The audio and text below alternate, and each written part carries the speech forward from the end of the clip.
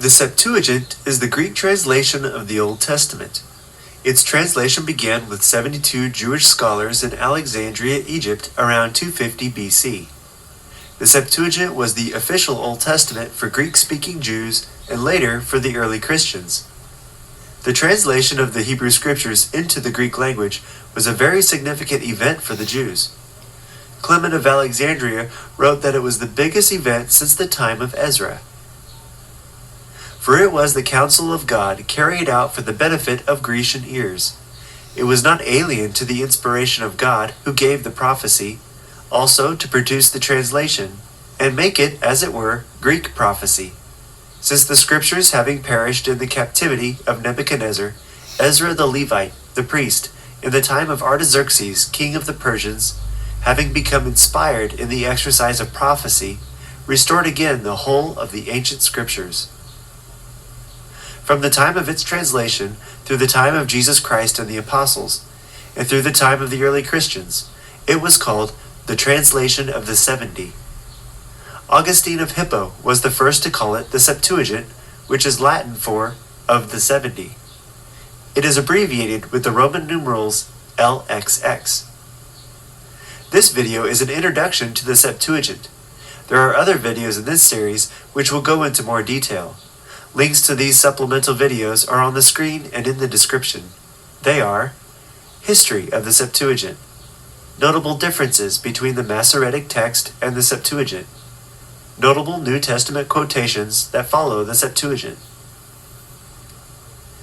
There are two ancient sources for the history of the Septuagint. The first is the letter of Aristeas. This is a primary source, which means it was written around the same time that the Septuagint was being translated. Aristeas was a witness to, and had a hand in, how the Septuagint came to be. His letter goes into great detail on how this happened. The other source is the writings of Jews who lived in the first century, such as Philo of Alexandria and Josephus. The short version of the Septuagint's beginning is this. Ptolemy II, the Greek king of Egypt, wanted to expand the library at Alexandria. He sent a letter to Eleazar, the high priest in Jerusalem, to send men to translate the Jewish scriptures into Greek for his library. Eleazar appointed 72 scholars who traveled to Alexandria to do this. At the lighthouse of Alexandria, these 72 men translated the books of Moses, that is, Genesis, Exodus, Leviticus, Numbers, and Deuteronomy, also called the Pentateuch, in 72 days. Over the next 150 years, many more Old Testament books were added to the Septuagint. From the day of its completion, the Septuagint was highly praised by all the Jews, even until the time of Jesus and the Apostles. For details on how the Septuagint came to be, and about the popular legend behind it, see the full video on the history of the Septuagint. If one looked at the ancient Old Testament manuscripts that we have today, one would notice differences between them. As copies were made of copies, differences arose. This is true with the Old Testament manuscripts as well as New Testament manuscripts. If one was to take the Old Testament manuscripts and combine the ones that are most similar, one would categorize them into three families. The three families of Old Testament manuscripts are the Samaritan, the Septuagint, and the Masoretic. The Samaritan family of manuscripts is the oldest. Their manuscript tradition goes back to the time when the exiles returned from Babylonian captivity, which was in the 400s BC. Ezra and Nehemiah lived during this time period. The Samaritans accepted only the 5 books of Moses. Thus, their Old Testament is called the Samaritan Pentateuch.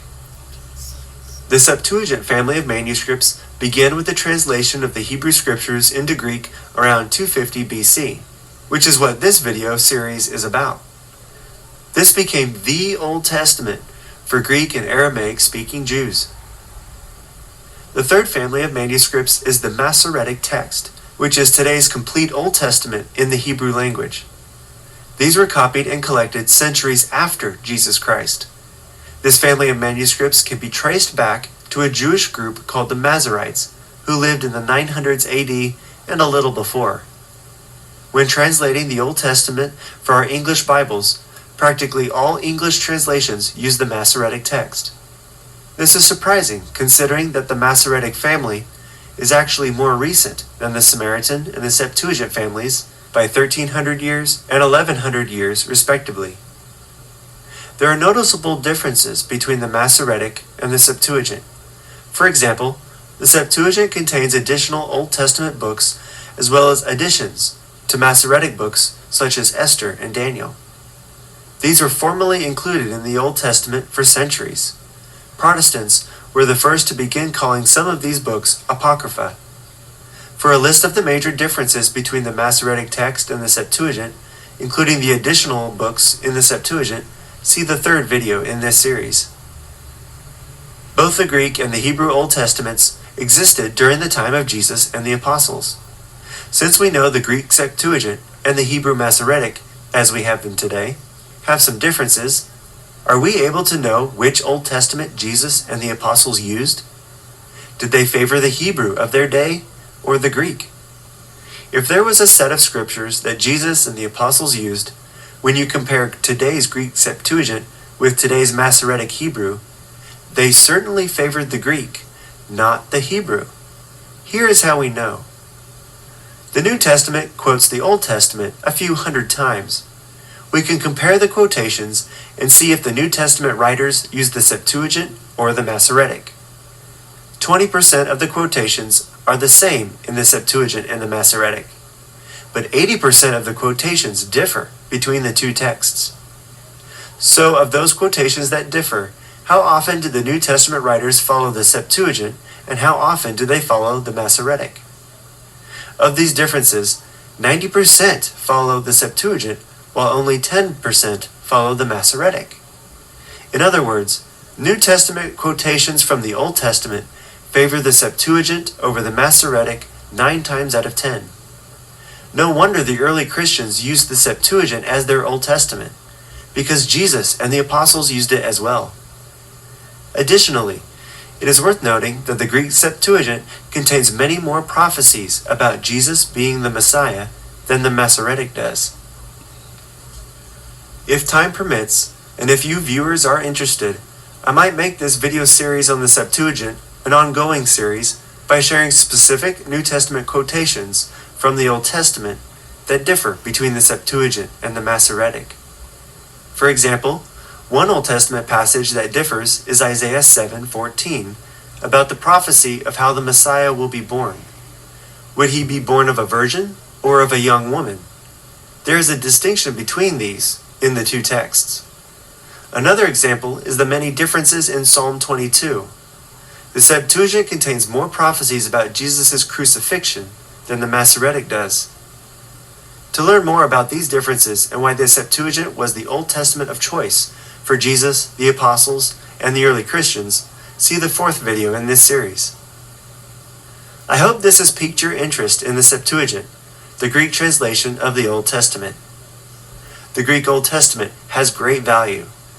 The early Christians recognized it and used it as their Old Testament, not only because it contains more prophecies proving that Jesus of Nazareth is the Messiah, but also because Jesus and the Apostles used it far more often than the Hebrew Old Testament.